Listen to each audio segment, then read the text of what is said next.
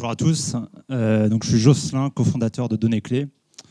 Et donc, s'il y a une chose en fait, qui compte pour une startup, c'est vraiment le cash. Dès qu'on n'en a plus, on meurt. Et quand on est dans l'IoT ou dans le hardware, c'est encore pire. Il faut encore plus de cash et donc il en faut plus rapidement. Et soit on est fort, on fait déjà du chiffre d'affaires, soit on n'est pas si fort que ça, ou il faut qu'on croître encore plus vite. Et du coup, là, il faut passer par la levée de fonds.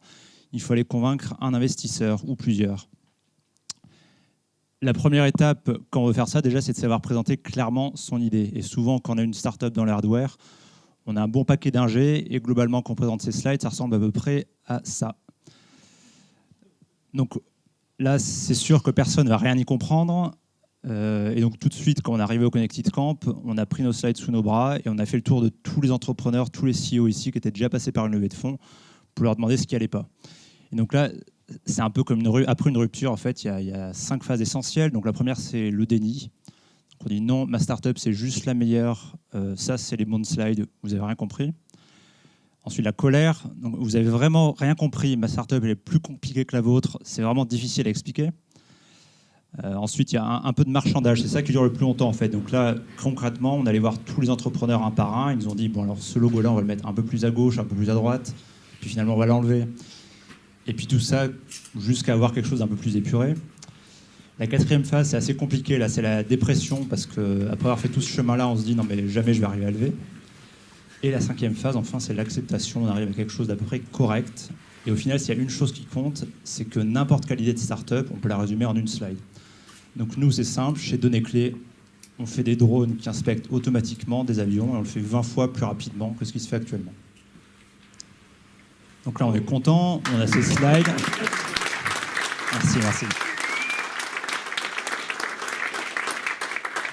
C'est ça, en plus c'est exactement ça, on a ces slides, on est super content et là on se dit on va aller voir les VC, on est super fort et donc on se dit bah, l'argent va pleuvoir du ciel, les VC je vais recevoir des mails tous les jours et globalement la vie ça va ressembler à peu près à ça.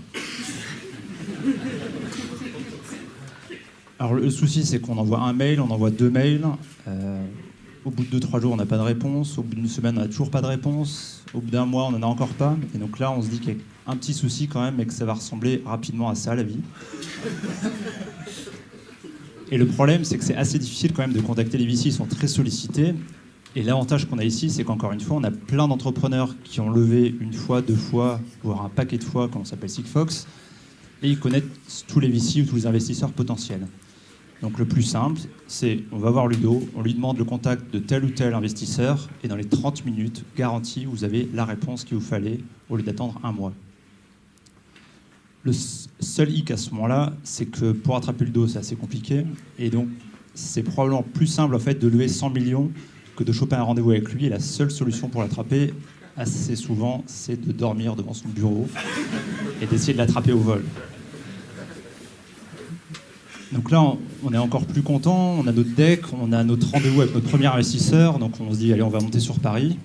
Et je suis désolé parce qu'il y en a quelques-uns dans la salle, hein, mais quand on arrive dans le bureau dans le 8e, ça ressemble à peu près à ça.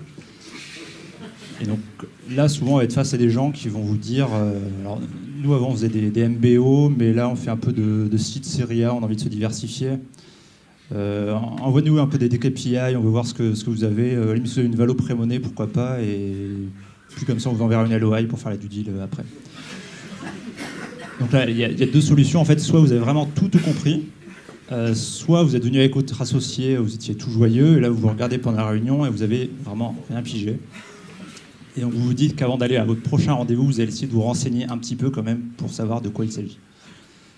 Donc là, encore une fois, on a la chance ici d'avoir des gens qui ont déjà fait tout le processus de levée et qui vont pouvoir vous expliquer exactement à chaque étape ce qu'il faut fournir et ce qu'il faut dire ou ne pas dire. Et on a aussi la chance d'avoir des événements. Alors, je ne citerai pas le nom parce qu'il est dans la salle, mais par exemple, fin de l'année dernière, on a organisé un dîner, on a fait venir un investisseur de Paris et à qui on a pu poser toutes les questions qu'on voulait, en fait, toutes les questions qu'on n'avait pas pu poser auparavant à d'autres investisseurs. Et donc là, autant vous dire que le rapport de force, au lieu d'être comme ça, c'était plutôt un peu comme ça.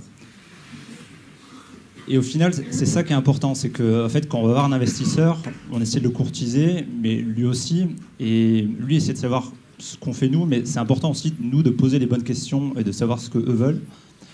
Et le fait d'être préparé comme ça, de savoir exactement quelles vont être les étapes et quel va être tout le processus, c'est ça qui permet de réussir en levée de fonds. Et au final, d'aboutir à une startup qui ressemble plutôt à ça qu'à 3 gars dans leur chambre. Donc, blague à part, nous, pour faire très simple, on est rentré au ConnectKit Camp, on était 4 autour d'une table. On sortait de notre chambre, on avait un drone un peu tout pourri qu'on avait un peu honte de montrer. 9 mois après, le mois où on est sorti, on a signé un partenariat avec Air France KLM et on a levé 1 million d'euros. Voilà.